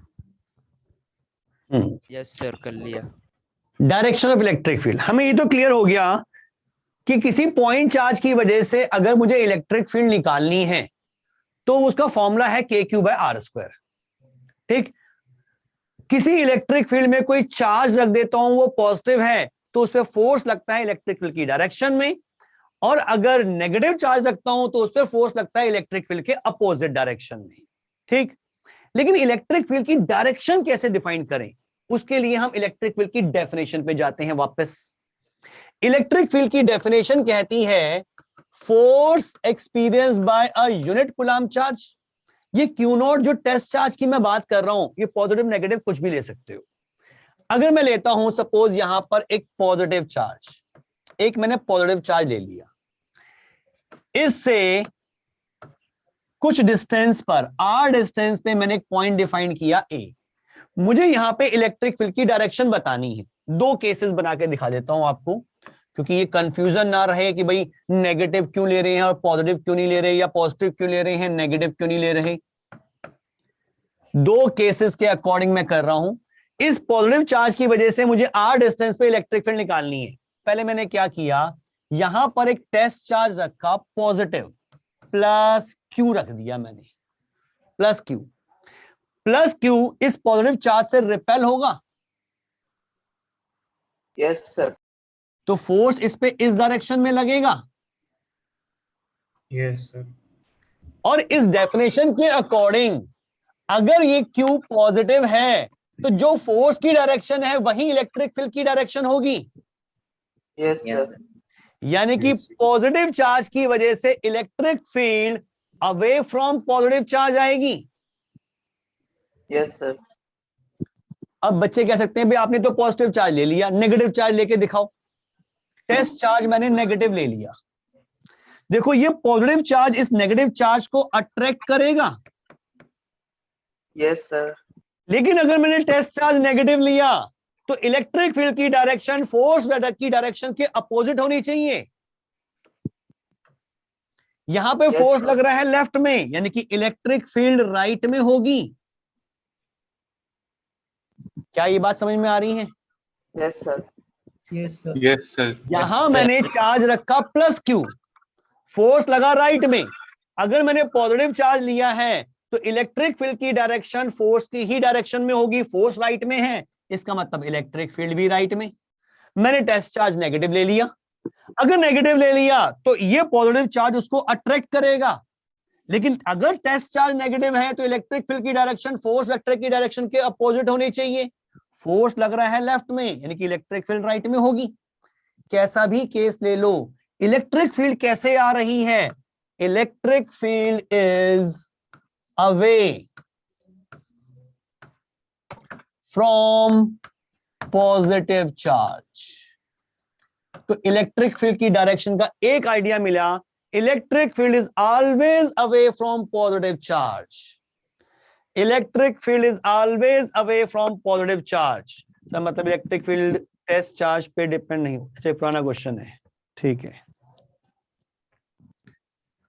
Electric field is always away from positive charge. और ऐसे ही अगर मैं नेगेटिव चार्ज ले लेता और किसी पॉइंट पे मुझे इलेक्ट्रिक फील्ड डिफाइन करनी है तो वो इलेक्ट्रिक फील्ड जो होगी टुवर्ड्स नेगेटिव चार्ज होगी। Electric field is always away from positive charge and towards negative charge. Electric field is always away from positive charge and towards negative charge.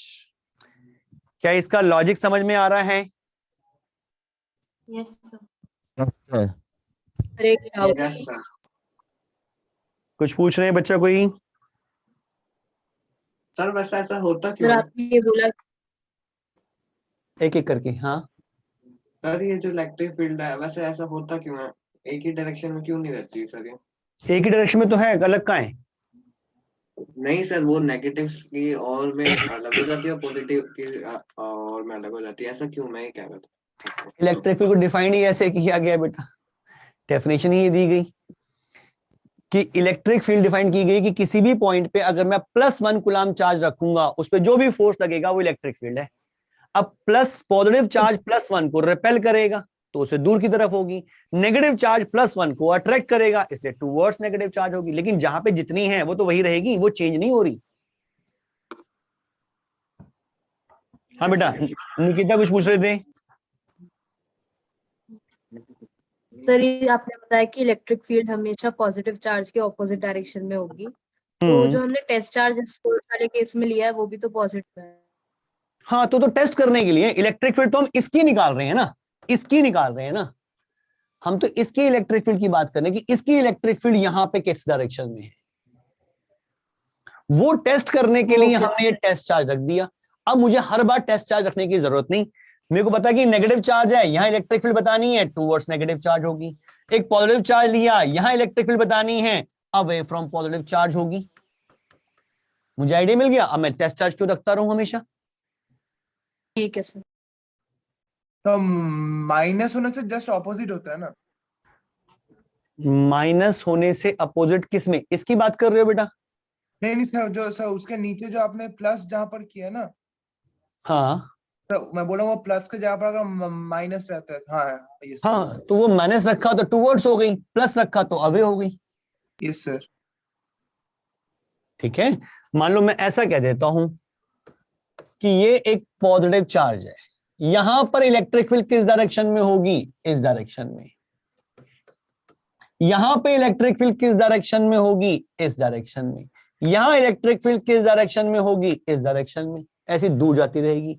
अगर मैं negative charge ले लेता हूं, isolated negative charge, यहां electric field किस direction में होगी? Towards negative charge. यहां इलेक्ट्रिक फील्ड किस डायरेक्शन में होगी? Towards negative charge. Yes sir. तो इलेक्ट्रिक फील्ड का इतना आइडिया मिल रहा है, क्या है ये? Yes sir. हमने रिलेशन देख ली, फोर्स और इलेक्ट्रिक फील्ड में डायरेक्शन की बात कर ली, और पॉइंट चार्ज की वजह से इलेक्ट्रिक फील्ड भी निकाल ली। किसी को कुछ पूछना है? नहीं। अब बात करते हैं इसके ग्राफ की। ये ग्राफ हम किस चीज का बना रहे हैं? Electric field due two point charge. हमारे पर रिलेशन मिली है, electric field due two point charge is के क्यू अपॉन आर स्क्वायर, यानी कि इसको हम ऐसा भी लिख सकते हैं 1/4 pi epsilon not Q upon R square. एक कैपिटल क्यू चार्ज फिक्स है जिससे आर डिस्टेंस के साथ, यानी कि ई और आर में हमें ग्राफ बनाना है, तो रिलेशन बता रही है कि जैसे जैसे आर बढ़ता जाएगा ई कम होता जाएगा। और रिलेशन कैसी है? E is inversely proportional to R square. इसका ग्राफ कैसे बनता है? आप मैथ्स में इतना तो सीख चुके हो। Yes sir. तो वो ग्राफ पैराबोला नहीं बेटा, ये हाइपरबोला भी नहीं होगा। नहीं बेटा, रेक्टेंगुलर हाइपरबोला। ये गड़बड़ है, गलती से भी इसे रेक्टेंगुलर हाइपरबोला मत। आपने क्या हाइपरबोला 11th में नहीं पढ़ा? सर पढ़ा है उसमें। यस सर, समझ गए क्यों नहीं होगा। क्यों अगर नहीं ये होगा? ई प्रोपोर्शनल टू 1/r होता तो होता। हाँ, क्योंकि आपने पढ़ा है xy is equal to c square, ये होती है रेक्टेंगुलर हाइपरबोला की इक्वेशन। एक्स स्क्वायर वाई आ जाए या x y square is equal to constant आ जाए, वो रेक्टेंगुलर हाइपरबोला नहीं होता। शेप लगभग वैसी देखने में लिखती है, लेकिन हाइपरबोला नहीं है। ये हाइपरबोला नहीं है, शेप ऐसी मिलेगी।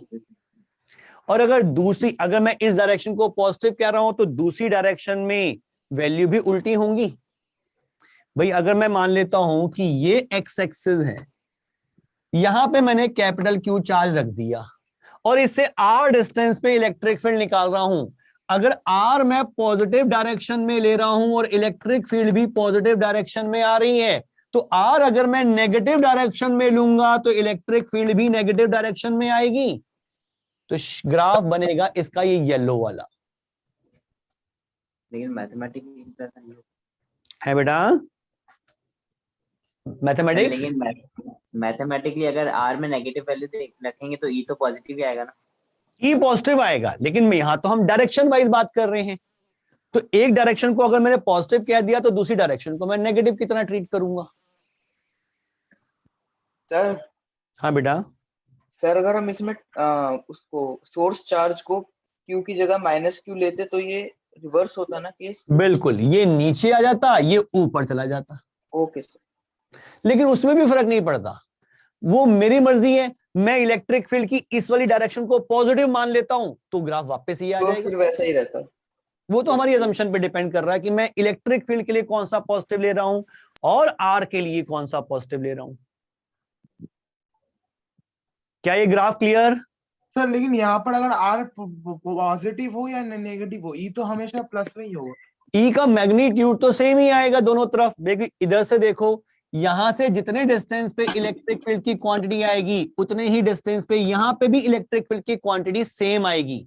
डायरेक्शन उल्टी है, इसलिए एक को पॉजिटिव और एक को नेगेटिव की तरह डिफाइन कर दिया। Okay sir. One dimensional vector को सिंप्लीफाई करने के लिए सबसे आसान तरीका होता है जो आपने स्ट्रेट लाइन मोशन में भी किया था, कि एक डायरेक्शन को पॉजिटिव मान लो, जो वेक्टर उस डायरेक्शन में होंगे वो पॉजिटिव, जो उसके अपोजिट होंगे वो नेगेटिव। ऐसा किया था। U, Yes, V, sir, किया A, था। S, ये 4 वेक्टर थे, initial velocity, final velocity, displacement and acceleration. Body ऊपर जा रही है, नीचे आ रही है, एक बार एक्सेलरेशन पॉजिटिव ले लिया, एक बार नेगेटिव ले लिया। नेगेटिव पॉजिटिव कैसे ले लिया भाई? 9.8 था ऊपर जाते समय भी, 9.8 था नीचे, लेकिन डायरेक्शन चेंज हुई थी, तो किसी एक डायरेक्शन को पॉजिटिव मान लिया। मैंने मान लिया सपोज डाउनवर्ड डायरेक्शन पॉजिटिव है, तो जब बॉडी मूव कर रही है तो मैं कह दूंगा कि उसका एक्सेलरेशन पॉजिटिव है। लेकिन अगर मैंने अपवर्ड डायरेक्शन को पॉजिटिव मान लिया तो मैं कह दूंगा कि उसका एक्सेलरेशन नेगेटिव है। हाँ बेटा। सर। हाँ बेटा बोलो। चेक कर रहे थे, माइक आवाज नहीं जा रही थी हमारी ना। क्या ये ग्राफ क्लियर है? सर इसका मतलब है कि जो ग्राफ है ये डायरेक्शन और मैग्नीट्यूड दोनों दिखा रहा है ना? दोनों बता रहा है, एक लाइन के अलोंग, इस लाइन के अलोंग दोनों चीजें बता रहा है। Please explain this once again. क्या चीज बेटा दोबारा बताओ, क्या पूछ रहे हो? सर ग्राफ समझ नहीं आया। अच्छा ग्राफ बेटा देख, E इज इक्वल टू मिला हमें KQ/R²। मैंने मान ली ये एक्स एक्सिस और ये मान लिया ओरिजिन जहां पे रखा है कैपिटल Q चार्ज। इस डायरेक्शन को मैंने मान लिया पॉजिटिव, तो ये डायरेक्शन हो जाएगी नेगेटिव। मैं अगर पॉजिटिव डायरेक्शन में ही देखता हूं, यहां पे कोई पॉइंट लिया, ये इससे R के डिस्टेंस पे, यहां पे इलेक्ट्रिक फील्ड इस तरफ, ठीक, इलेक्ट्रिक फील्ड वेक्टर इस तरफ, और मैग्नीट्यूड बताएगा ये चीज। तो मैं अगर इसमें ग्राफ बनाऊं, यहां R लूं, यहां E लूं, तो E जो है जैसे जैसे R बढ़ता जा रहा है E कम होता जा रहा है, क्योंकि वो R² के इनवर्सली प्रोपोर्शनल है। तो रिलेशन तो ग्राफ तो ऐसे बनेगा कुछ। यहां तक का पार्ट क्लियर है?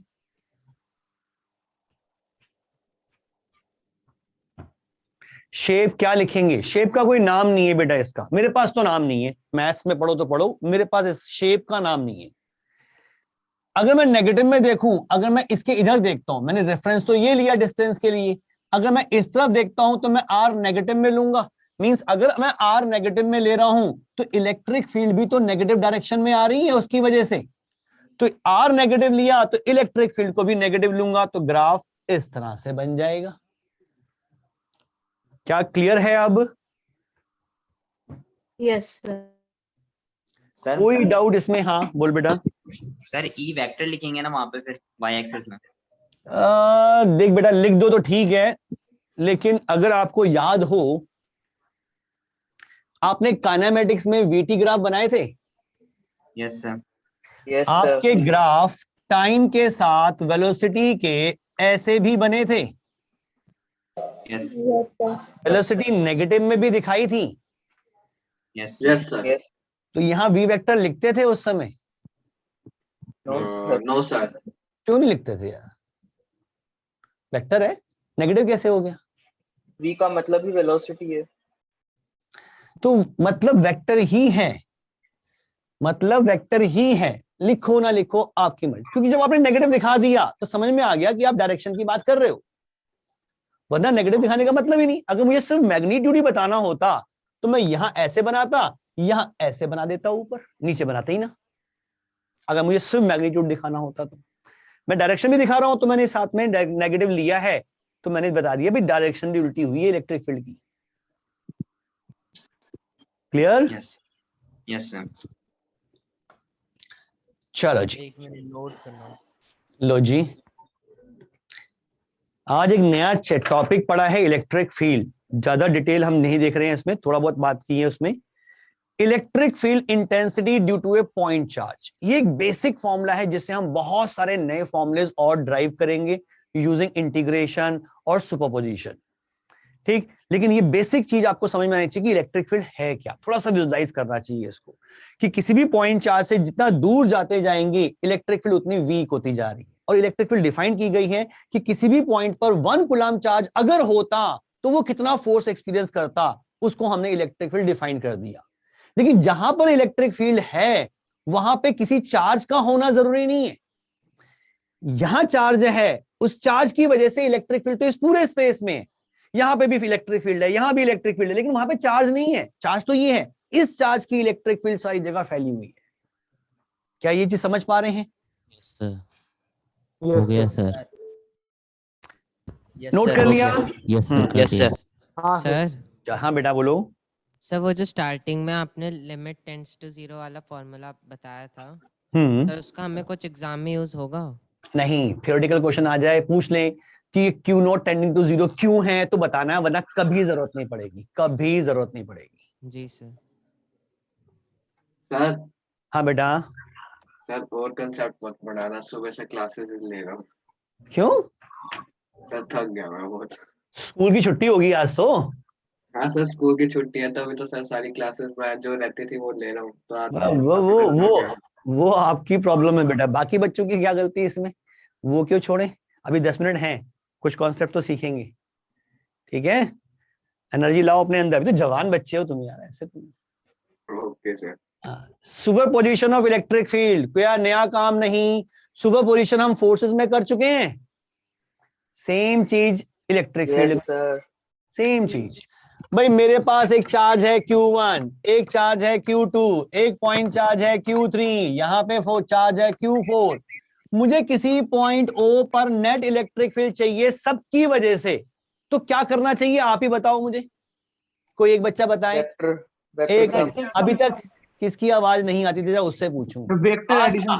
आस्था सुन रही है मुझे? आस्था। Yes sir. बोल बेटा। Sir vector sum. किसका वेक्टर सम? सारे चार्ज का। किसका? चार्जेस का। सर जो चार्ज उस पर कितना फोर्स लगा रहे हैं। फोर्स कहाँ लगा रहे हैं? मैं तो यहाँ कोई चार्ज रखा ही नहीं, यहाँ तो O पॉइंट है, ये 4 चार्जेस है, ये O पॉइंट, यहाँ पे नेट इलेक्ट्रिक फील्ड निकालनी है, क्या करूं बोलो? पावनी, आपकी आवाज भी नहीं आती, बोलते ही नहीं हो। पावनी सुन रहे हो मुझे बेटा? Yes sir. बताओ, एक्सप्लेन करो, मैं O पॉइंट पे नेट इलेक्ट्रिक फील्ड कैसे निकालूं? सर अलजेब्रिक सम होगा चार्जेस का। क्यों अलजेब्रिक सम? क्यों चार्जेस का अलजेब्रिक सम? क्यों भाई? अच्छा, हमने फोर्सेस में सुपरपोजिशन प्रिंसिपल लगाया था कि बहुत सारे चार्जेस दे रखे हैं, किसी एक चार्ज पर नेट फोर्स कितना लगेगा, तो हमने क्या किया था, एक चार्ज की वजह से फोर्स निकाला, फिर दूसरे की वजह से निकाला, फिर तीसरे की वजह से निकाला, वो सारे फोर्सेस का वेक्टर सम किया था। वेक्टर सम इसलिए किया था, क्योंकि फोर्स एक वेक्टर क्वांटिटी है। अब हम बात कर रहे हैं इलेक्ट्रिक फील्ड की, इलेक्ट्रिक फील्ड भी तो वेक्टर क्वांटिटी है। इलेक्ट्रिक फील्ड भी तो मैं इलेक्ट्रिक फील्ड का वेक्टर सम होगा। बिल्कुल। पहले Q1 की वजह से यहां पे इलेक्ट्रिक फील्ड निकालो, मान लो वो आ रही है E1 वेक्टर, फिर इसकी वजह से निकालो E2 वेक्टर, फिर इसकी वजह से निकालो E3 वेक्टर, फिर इसकी वजह से निकालो भाई E4 वेक्टर, और इन चारों वेक्टर्स को ऐड कर दो तो O पॉइंट पे नेट इलेक्ट्रिक फील्ड मिल जाएगी। Yes sir. वेक्टर सम करना है भाई, हम वेक्टर क्वांटिटी की बात कर रहे हैं तो अलजेब्रिक सम क्यों कर दें, हम वेक्टर सम ही करेंगे, लेकिन किसका? इलेक्ट्रिक फील्ड्स का, चार्ज का नहीं करना। चार्ज तो अलग पोजीशंस पे हैं सर, k/r² से कर। ठीक है, अब इसका एक छोटा सा एग्जांपल देख लेते हैं फटाफट।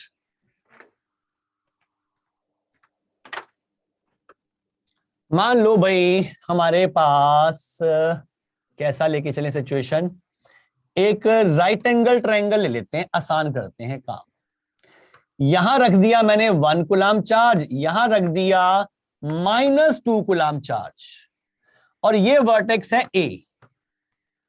डिस्टेंसेस दे रखे हैं 3 मीटर और 4 मीटर, ये एंगल 90 डिग्री। A पॉइंट पे नेट इलेक्ट्रिक फील्ड निकालनी है, कैसे करूं? सर मैं बताऊं? बोलो भाई। सर k/r² लगाएंगे तो k इंटू -2 अपॉन 16 हो जाएगा। पहला ये -2 से जो निकल रहा है इसको हम बोलेंगे इलेक्ट्रिक फील्ड 1 है ये।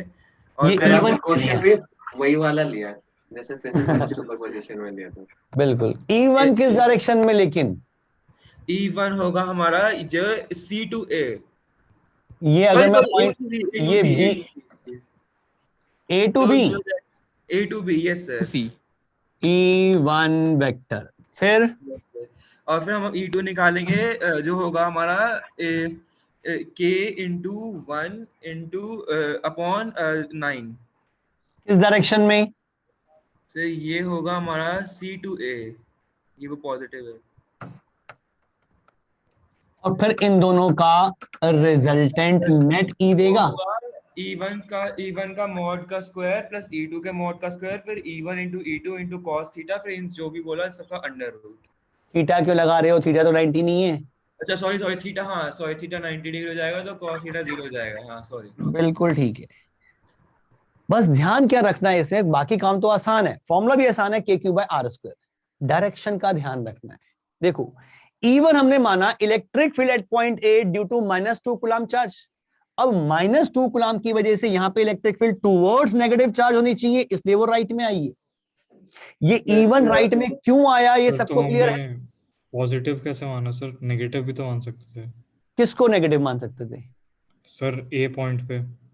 ए पॉइंट पे तो कोई चार्ज ही नहीं है, मैं मान ही नहीं रहा कोई चार्ज।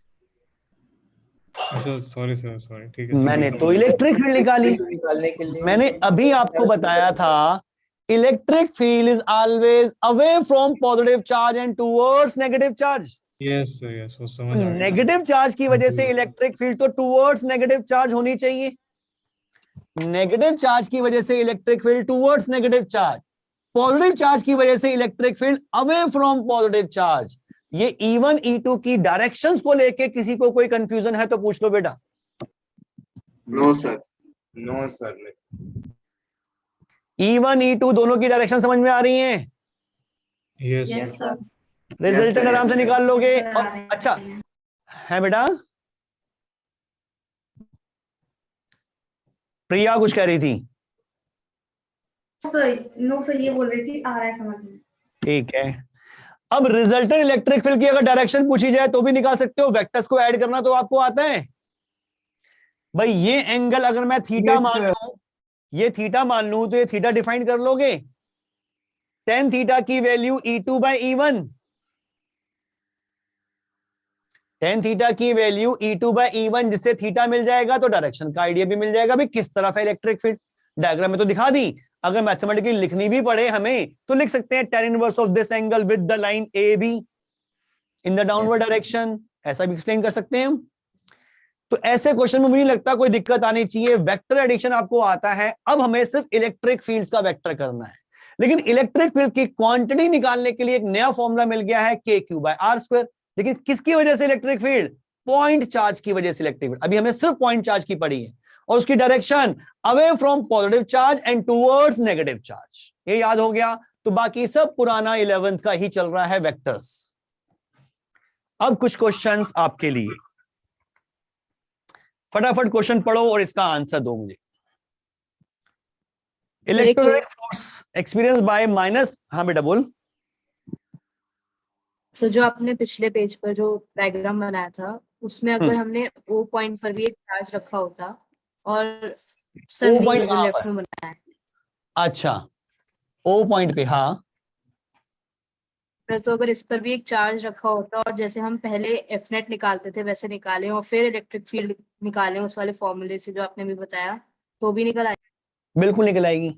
और क्यों हम लंबा काम करें भाई? फोर्स निकालने से आसान तो इलेक्ट्रिक फील्ड निकालना है, क्योंकि फोर्स के फॉर्मूले में होता है k(Q1Q2/r²। इलेक्ट्रिक फील्ड में k(Q/r²), मल्टीप्लाई भी नहीं करना, तो मेरा काम तो आसान हो जाएगा इलेक्ट्रिक फील्ड निकालने का। यानी कि अब मैं इलेक्ट्रिक फील्ड की हेल्प से पुराने क्वेश्चंस और आसान कर सकता हूं। जैसे मान लो, समझ लो बेटा एक चीज को और, मान लो यहां पे है Q1 Q2 Q3, या वैल्यू ले लेते हैं, छोड़ो। यहां पे है 1 कूलम, 2 कूलम, 3 कूलम, 4 कूलम और एक ले लिया 5 कूलम। डिस्टेंसेस दे रखे हैं, पोजीशन डिफाइन कर रखी है, पूरी सिचुएशन डिफाइन कर रखी है, कौन सा चार्ज कहां पड़ा हुआ है। पूछ लिया कि 5 कूलम पे नेट फोर्स कितना लगेगा। मैं अब पहले इसकी वजह से फोर्स निकालूं, फिर इसकी वजह से, फिर इसकी वजह से, फिर उसकी वजह से, चारों को ऐड करूंगा, चारों वेक्टर्स को। मैंने उसे आसान किया, मैंने मान लिया 5 कूलम को भूल गया, सिर्फ पोजीशन मान ली ए। इस ए पोजीशन पे जहां पर 5 कूलम चार्ज रखा हुआ है उस पर इन सब की वजह से इलेक्ट्रिक फील्ड निकाल लेता हूं। इलेक्ट्रिक फील्ड निकालने की कैलकुलेशन आसान रहेगी, मुझे 5 कूलम हर बार यूज नहीं करना पड़ेगा। क्योंकि उसमें के क्या होता है, के क्यू बाय आर स्क्वायर होता है। तो जो नेट इलेक्ट्रिक फील्ड आएगी, जो भी नेट इलेक्ट्रिक फील्ड यहां पे आएगी, उसको मैं 5 कूलम से मल्टीप्लाई कर दूं तो फोर्स ऑन 5 कूलम चार्ज मिल जाएगा। Yes sir. अरे अभी तो मैं हर बार ये दोनों लेता 1 into 5, फिर मैं लेता 2 into 5, फिर मैं लेता 3 into 5, फिर मैं लेता 4 into 5। अब मैंने इलेक्ट्रिक फील्ड का कॉन्सेप्ट लिया तो 5 तो कॉमन चला गया। मैं पहले सबकी इलेक्ट्रिक फील्ड निकाल लेता हूं, फिर उसको जो नेट इलेक्ट्रिक फील्ड आएगी उसको 5 कूलम से मल्टीप्लाई कर दूंगा, मेरा काम आसान हो जाएगा। Yes sir clear. चलो अब इसको देखो भाई। सर कैलकुलेशन में बहुत प्रॉब्लम होती है सर, कितनी भी प्रैक्टिस करो डिवीजन में बहुत दिक्कत है। मतलब छोटी क्लासेस में कैलकुलेशन ज्यादा की नहीं अमन भाई। हाँ जी, कैलकुलेशन पे तो ध्यान दो। कैलकुलेशन पे ध्यान दो भाई, कैलकुलेशन की वजह से अगर क्वेश्चन गलत होता है तो बहुत गड़बड़ है। 2 मिनट सर डिवीजन में सर जब पॉइंट आ जाता है, डेसिमल हो गया तो सर प्रॉब्लम बहुत होती है। पॉइंट रिमूव कर दो, पॉइंट को हटा के 0 बना दो ऊपर। सर अगर प्रॉपर फैक्टर होता है तब तो हो जाता है सर, पर 100 की उसमें हो जाता है सर, दिक्कत होती है। चलो करो, प्रैक्टिस करो, उसकी गलती नहीं होनी चाहिए कैलकुलेशन में। Electrostatic force experienced by -3 coulomb charge placed at a point P due to the system S of the fixed point charges as shown in the figure is this। यानी कि अगर यहां पर मैं -3 माइक्रो कूलम का charge रखता हूं तो उस पे इतना फोर्स लग रहा है। Find out the electric field intensity at point P due to S। इस S की वजह से P पॉइंट पे इलेक्ट्रिक फील्ड कितनी होगी, कैसे निकालूं? सर फोर्स को 4 से डिवाइड कर देंगे। बस फोर्स को उस Q से डिवाइड कर दो। यानी कि आंसर आ जाएगा -1/3 इंटू 10 की पावर -6। ये वो चार्ज जो रखा था और फोर्स मुझे दे रखा है 21 I cap plus 9 J cap micro Newton. तो सिंप्लीफाई करके क्या मिल जाएगा भाई, 10 की पावर -6 तो कैंसिल हो गया। ठीक, ये 3 से डिवाइड कर देंगे तो -7 I कैप -3 J कैप, ये आ गई इलेक्ट्रिक फील्ड। अच्छा इलेक्ट्रिक फील्ड की यूनिट रह गई, वैसे निकाल सकते हो फोर्स अपॉन चार्ज, न्यूटन पर कूलम। न्यूटन पर कूलम। यस। एक पहला पार्ट तो हो गया, सेकंड पार्ट कैसे करूं? If now 2 microcoulomb charge is placed and -3 coulomb charge is removed at the point P, then force experienced by it will be, नया फोर्स अगर मैं F डैश कहता हूं तो कितना होगा? 2 माइक्रोकूलम से मल्टीप्लाई कर देंगे। तो इंटेंसिटी सेम रहेगी ना। 2 माइक्रोग्राम को मल्टीप्लाई कर देंगे किससे? जो फर्स्ट फील्ड से, फर्स्ट पार्ट के आंसर से। Yes sir. भाई Q इंटू ई, क्या ये चीज सबको समझ में आ रही है? Yes sir. सर यहाँ पे हम इसकी डायरेक्शन के बारे में कह सकते हैं? फिगर से बिल्कुल कह सकते हैं भाई, I कैप J कैप है तो डायरेक्शन तो हो ही रही है। या फिर सर इसको ऐसे कर सकते थे F1/F2 is equals to Q1/Q2। देख बेटा, F1/F2 is equals to Q1/Q2 करेगा तो ये काम सिर्फ मैग्नीट्यूड वाइज कर सकता है, क्योंकि किसी वेक्टर से हम कभी डिवाइड नहीं कर सकते। किसी का माइक ऑन है? अगर मैं ये स्टेटमेंट लिखता हूं ना F1, यस सर, मैग्नीट्यूड के लिए कह रहा हूं। हाँ, ये तो गलत है, ये तो इसका तो मीनिंग ही नहीं है, ये तो मीनिंगलेस चीज है। आप ऐसा कर सकते थे Q1 F1 is equals to Q2 F2। उल्टा क्या गया, E Q1 Q2 ऐसा कर सकते थे। बात तो सेम है ना सर? नहीं, फर्क है। इसको अगर आपने ऐसा लिख दिया F1/F2 is equals to Q1/Q2, ये गलत हो गया, ये गलत है। अब वेक्टर से डिवाइड नहीं कर सकते। कभी सीखा है किसी वेक्टर से डिवीजन कर रहा हुआ? No sir. ये तो मीनिंगलेस चीज है। ये ठीक है, कोई दिक्कत नहीं, क्योंकि इलेक्ट्रिक फील्ड सेम है, क्योंकि यही वैल्यू इक्वल होगी इलेक्ट्रिक फील्ड के। इसमें कोई प्रॉब्लम नहीं है, इसमें प्रॉब्लम है। Clear? Yes sir. Yes sir, good evening sir. Vector से डिवाइड क्यों नहीं कर सकते है बेटा? सर? एक वेक्टर को और एक वेक्टर से डिवाइड क्यों नहीं कर सकते? क्योंकि डिफाइन ही नहीं किया गया, हमें पर मेथड ही नहीं है कोई इसका अभी तक। एक वेक्टर को दूसरे वेक्टर से डिवाइड करेंगे तो क्या चीज मिलेगी? वेक्टर क्वांटिटी मिलेगी, स्केलर मिलेगी, पता ही नहीं है कुछ। कैसी चीज मिलेगी? पता ही नहीं। डिवीजन कैसे करेंगे? ये भी नहीं आता हमें। ठीक है? Yes sir. बाकी काम नेक्स्ट क्लास में। अच्छा, ये क्वेश्चन दे रहा हूं आपके होमवर्क के लिए, और सिंपल क्वेश्चन है। आंसर बताऊं सर? सुपरपोजिशन आंसर कर लेना, मैं अभी मत बताओ। अभी कराए सर। अभी कर भी लिया ये Q 2 Q 3 Q 4 Q। Yes sir. अच्छा, एक ये क्वेश्चन नेक्स्ट क्लास में ही करते हैं, बेटर है। कुछ क्वेश्चन नेक्स्ट क्लास में करेंगे। हाँ जी सर, होमवर्क क्वेश्चंस इस बार ज्यादा है तो इस बार आप नोट्स जल्दी अपलोड करवा दीजिएगा। अभी करवा दूंगा, अभी हो जाएंगे। यहीं तक का दे रहा हूं, एक क्वेश्चन और दे रहा हूं होमवर्क का, सिर्फ ये वाला बस, बाकी हम क्लास में करेंगे। Okay sir. बाकी पहले 3 क्वेश्चन दिए हैं, बहुत मुश्किल हैं, पहले से बता रहा हूं, आसान नहीं है, टाइम लगेगा। मेरे से जल्दी सॉल्यूशन मत मांगना, खुद कोशिश करना जितना कर सकते हो। ठीक है? बाय बेटा, नेक्स्ट क्लास में मिलते हैं। Bye sir. Bye sir. Thank you sir. नमस्ते sir. Thank you. Night sir.